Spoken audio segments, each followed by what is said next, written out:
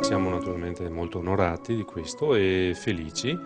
che Monsignor Gardin in un certo senso rientri, si avvicini alla nostra comunità, e questo magari è anche un segno,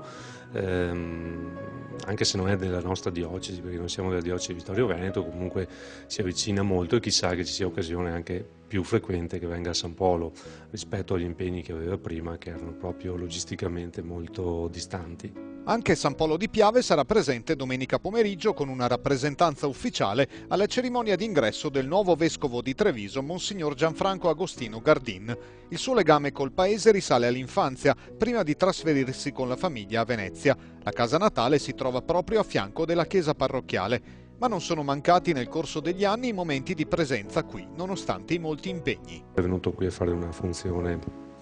per la festa della Caminada, una chiesetta storica qui del paese, e poi è proseguita la festa anche a pranzo, e mi ha colpito proprio la sua semplicità, oltre che